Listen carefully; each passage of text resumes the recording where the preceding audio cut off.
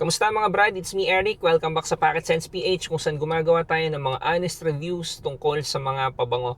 Sa video na to mag-unboxing at mag-first impression tayo ng isang pabango na pinadala ni Dubai Shop Baliwag.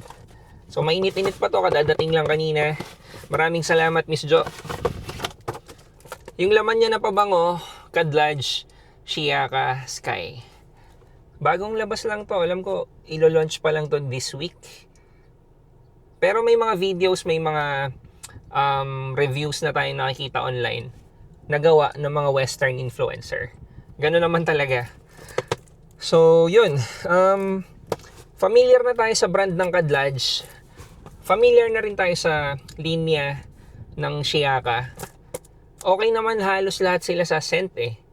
Pero yung performance ng mga Shiaka na linya, medyo mahina. Check natin kung same. Check natin yung amoy, check natin kung saan pwedeng gamitin. Okay, sa box niya, wala namang pinagkaiba dun sa ibang linya ng Shiaka. Color light blue. Parang kulay langit nga, kaya siguro Sky yung pinangalan. Binagay lang yung kulay. Unbox na natin. So, i-share ko lang, no. Nung nasa Dubai kami, may na-meet ako mga Pinoy, mga Pinay sa Kadlaj. Parang dalawang Pinay yung nakakwentuhan ko dun. Tapos ang super friendly nila, ang accommodating, kaya natutuwa din ako kapag naggagawa ako ng content tungkol sa Kadlaj. Sana nakakatulong sa kanila. Yan. Okay, yung bottle niya, same lang nung mga naunang Shiaka. Color lang talaga yung pinag-iba. Isang malapad na bote na medyo flat, manipis, tsaka medyo rough yung kumbaga yung texture yung feel nung bote. Ina-assume ko na same lang din yung sprayer niya. Ay mega. Okay, huwag kayong matatakot kapag sa unang spray may lumabas na kasi parang karaniwan ganun sa Kadlaj.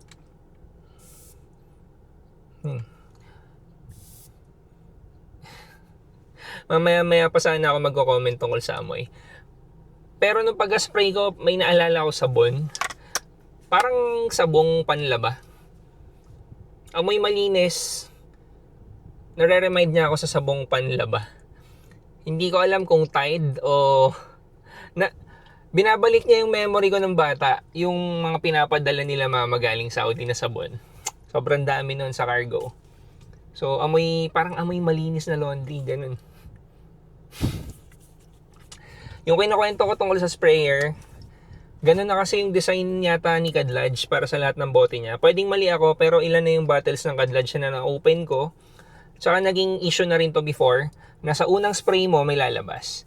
Pero sa mga lumang bote kasi hindi ganun. Nakalimutan ko yung tawag dun sa ganitong klase, pero kumbaga nandun na talaga siya, yung juice. Ilalagay ko na lang siguro sa caption pag naalala ko yung tawag doon. So anyway, nakita nyo na yung sprayer. Sa card dapat ako mag-i-spray eh, pero naamoy ko na siya. Amoy malinis na sabon. May madumi bang sabon? Hindi, ang pleasant tong amoy niya for me. Hindi, etong comment ko is hindi dahil binigay lang to ni Miss Jo. Siguro ilalagay ko dito yung screenshot. Medyo nakakatawa. Kasi, nung sinabi ni Miss Jo to through chat, sabi niya, okay lang kahit magsabi ka ng di maganda.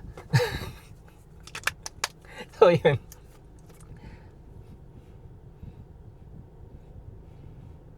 Ang pleasant nung amoy niya. Siguro malaking question mark pa pagdating sa performance, pero noticeable yung amoy niya kasi naaamoy ko naglilinger dito sa kotse. Siguro ite-testing ko mamaya dun sa labas. Nasa grocery kami ngayon eh, so may opportunity ako magtanong dun sa mga tao sa loob.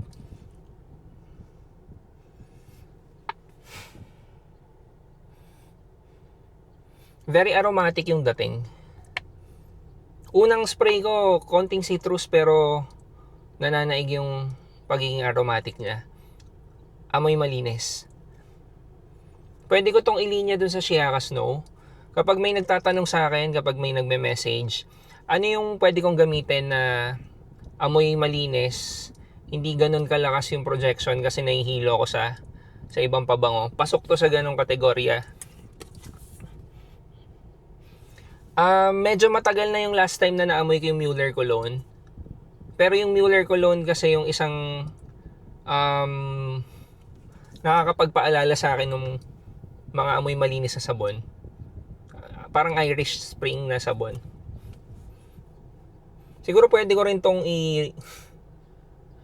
ikumpara doon. Hindi directly ganun na ganun yung amoy, pero amoy malinis na sabon eh. Wala na ako masyado masasabi, pero amoy malinis siya. Ang pleasant niya sa mga nagtatanong kung pwedeng pang gym, kung pwede pang office. Pwede to kahit anong activities na pagpapawisan ka. Okay to pang office.